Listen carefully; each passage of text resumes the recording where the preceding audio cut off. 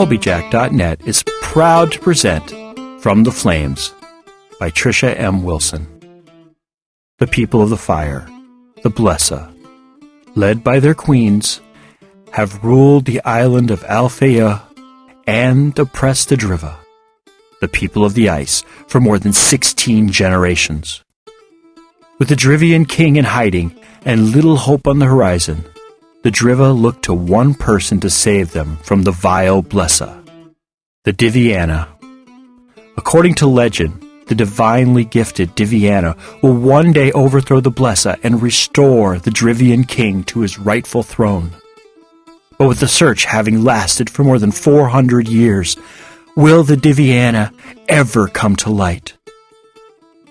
Willow is the slave of the Raskpil family. Bought at the age of 4, 20 years have passed since her life irrevocably changed. Her existence is no worse than any other slave, but within, Willow wonders if there isn't something more she should be doing with her life other than serving the ungrateful. Ordered to travel with her master's family to Sondertoft, so her master's adult children can take part in an ancient rite of passage, Willow is shocked when she learns that she too must participate. Will she fail, as all before her have? Will she rise to the challenge and become stronger after passing through the flames? Episode 52, Chapter 29, Cordula. Willow! Willow! It's time to open those beautiful eyes, a male voice said in her ear. Not following the voice's directions, she kept her eyes closed. Her mind was hazy and unclear. Using all of her senses, the first thing she realized after much thought was that she was on her stomach, not a position she normally slept in. Then, only twitching her body a tad, shrieks of pain radiated from her back, making her groan. "Shush! You're okay. You're safe. Just open your eyes for us," the same voice insisted. She felt a concerned hand on her head, brushing the damp hair away from her face. As concerned as the voice sounded, Willow didn't have the energy to open her eyes, let alone answer, so she stayed silent, trying to remember what had happened. "You awake, child?" another voice asked, this one from inside her mind. "Maybe," Willow thought. "What happened?" "You were shot in the back with 2 arrows," the voice, Val, said. "Why won't she wake up?" the voice from above asked her. "She might not be awake yet," a woman's voice said soothingly. "Whatever spell that cat and staff put her under was very powerful. I wouldn't be surprised if it took her a few more days to fully awaken." "Arrows?" Willow thought. "What arrows?" "The ones shot at you by those blasted cowards," another voice in her head answered. This voice was female. Willow tried to shift her body, and another spasm racked her back, effectively stopping any further movement. Then she felt something furry brush against her body, numbing the pain. "Don't worry about anything," the female voice, Adelina, said. "You're safe. Nobody's going to hurt you. Val and I won't allow it. Go back to sleep." Feeling the pull of exhaustion, Willow willingly allowed it to suck her in, but before she fully succumbed, she asked, "The others?" "They weren't injured as badly as you. They're recovering fine," Val answered comfortingly. "Go to sleep," Adelina said, settling next to her limp body.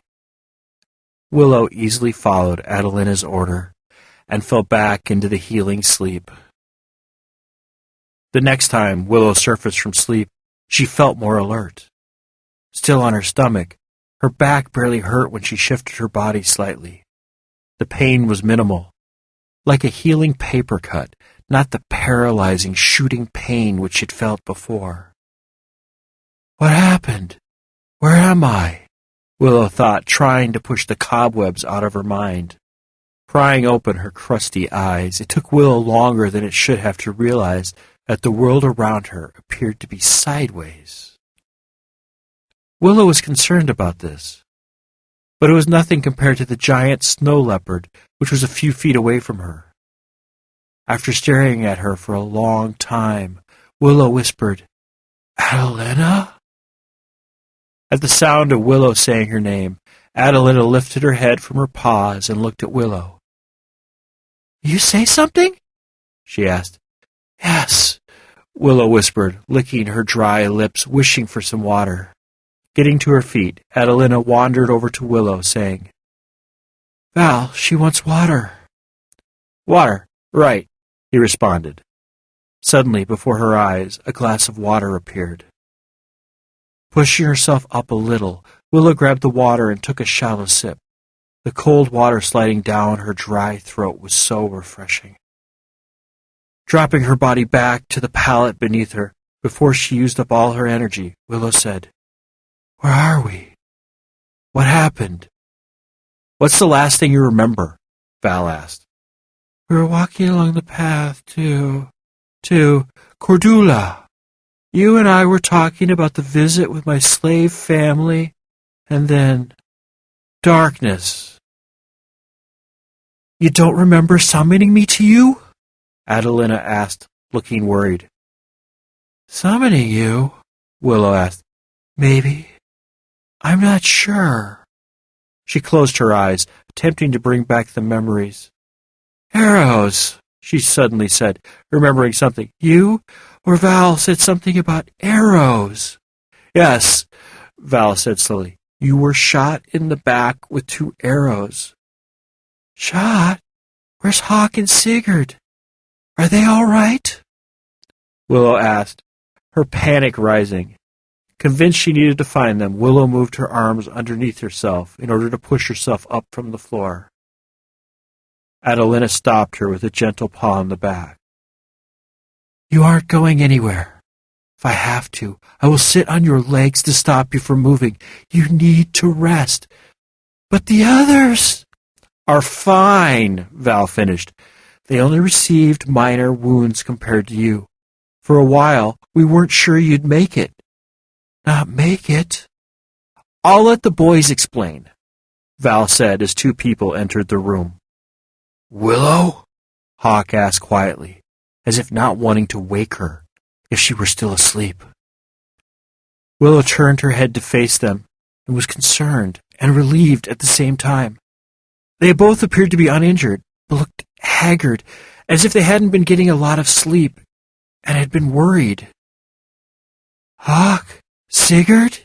she asked, not really believing it was them. "Thank the gods," Sigurd said as he rushed to her side. "How are you feeling, my love?" "Tired," she answered as Hawk sat on her other side. "What happened? Where are we?" "We're safe," Hawk said. "We're in the house of a friend." "A friend?" "We'll explain later. Are you in pain? Do you need anything?" Sigurd asked. "I need information," Willow responded. "What happened?" "You were shot in the back," Hawk said. "I already know that," she said. "Val told me. How'd we end up here? How'd you get away unharmed?" "We weren't exactly unharmed," Sigurd said. "Well, compared to you, our injuries were nothing," he said under Hawk's glare. "What injuries?" Willow asked, starting to be frustrated. Moving to push herself up into a more comfortable position, the only thing that stopped her was the yelling of "No!" by everyone in the room. "You need to stay on your stomach, at least until Honor of us checked your wounds," Sigurd said, keeping a hand on her shoulder. "Who's Honorva?" Willow asked. "She's the woman who's been helping us care for you," Hawk said. "You really want to know what happened?" "Yes," Willow said, reaching out for the glass of water. Hawk waited for Sigurd to help her take a sip and get settled again before he started speaking. "After you fell to the ground, Sig and I tried to run to you, but Val created this kind of energy wave that kept us and everyone else away from you. The wave pushed us off the trail and into the bushes, taking us out of the way of more arrows which were flying at us. As we got back to our feet, Some of the Queen's men came at us and attacked. Those were well-trained men, and it took all our concentration to avoid their sword blows. We fought our hardest, trying to get to you, but they were just too good, Sigurd said, sounding ashamed at their lack of skill. We were so worried they'd hurt you more, Hawk said, but the arrows from the archers were deflected by Val's energy wave. I don't know how much time passed, but more men were coming at us when Adelina arrived. Her presence and mauling of one of the Queen's men sent the rest running away. Then you carried me here? Willow asked. No, not exactly, Sigurd said, looking at Hawk for guidance. What do you mean, not exactly? Willow asked, looking from one man to the other. If you didn't carry me, how'd I get here? Willow, you have to understand, what we saw that day was beyond our wildest imagination. After the battle, Val still had the energy wave up, making it impossible for us to get to you and check on your condition. But then Adelina started to glow, her white fur turning red and flames flickered from her body. She was able to walk past the energy wave and reach you. Then you... Floated, Hawk said, finishing Sigurd's sentence. For the lack of a better term. Floated? Willow repeated, trying to remember floating. Hovered? Sigurd suggested. You rose in the air and glided over to Adelina and then settled onto her back. Adelina's flames then encircled your body, wrapping you up in a cocoon of flames, and the wave keeping us back dissipated. We went to Adelina, attempting to check on you, but the flames encircling you made it impossible to see anything. I picked up Val, and we followed Adelina as she walked into Cordula, Hawk said. Are you saying she just walked into the village? Willow asked. Did you do that? The last comment was directed at Adelina. Yes, I did, Adelina said. What did you expect me to do, let you die while they tried to figure out how to help you? I knew what needed to be done, and did it. But there's no buts, Adelina said. I sensed the poison from the arrows draining your life from you, and had to work fast. Stealth would have killed you. It was a near thing as it was. Poison? Those men put some type of poison on the airheads. We were lucky Onerva had knowledge of the poison and could counteract it enough for Adelina and me to heal you somewhat, Val said. You healed me? Willow asked. Not waiting for the response, she looked at Hawk and Sigurd and said, Val and Adelina healed me? Kind of, Sigurd said. I think it was a combination of the magic cocoon you were encased in, Onerva's herbs and knowledge, and your body's natural healing ability. I'll have to thank Onerva when I meet her. But first, how did we get here? I'm surprised the villagers didn't flee before Adelina. I think a few of them wanted to, Hawk admitted. But she entranced them. When Adelina walked into town with you on her back, we naturally attracted a lot of attention. But most of it was more curiosity than fear. Then, before either of us could say anything, Onerva came out of the crowd and told us to follow her. She brought us to her home, and after we told her what happened to you, she started treating you.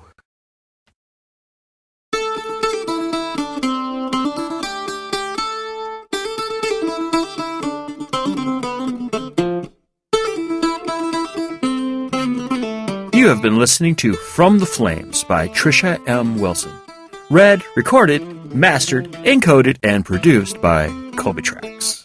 This work is released under a Creative Commons 3.0 Attribution, Non-Commercial, Share-alike license. Do what you want with it, just don't try to profit from it. Heaven knows we can't. If you have any questions, comments, or rants you wish to share with us, we can be reached at Colbyjack at Colbyjack.net. That's COLBYTRAX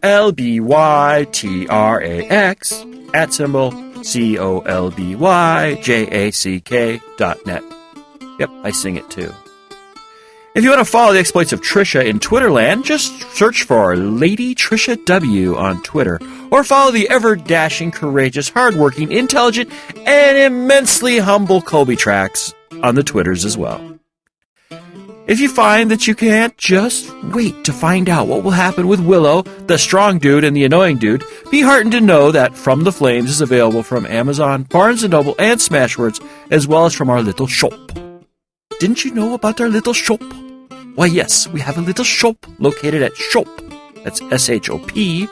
Colbyjack.net. That's shop.colbyjack.net. Yeah, real original there. There you will find the latest ebook versions of all our works in both Mobi and ebook, all DRM free, as well as audiobook versions of such works as Firmware Hijacked and Proxy, as well, naturally, as well as From the Flames. The audiobooks differ from the podcasts in that the headers and bumpers only run once, and the episodes are grouped into hour-long episodes for easy burning to CD or for downloading on the go. If you find you don't need any stuff, but just want to thank us monetarily for our efforts here, just head on over to Colbyjack.net, select either audio or visual, and look for the donate button located on the blog roll. Well, anyway, thank you for listening. Have a wonderful week, and remember to be fabulous.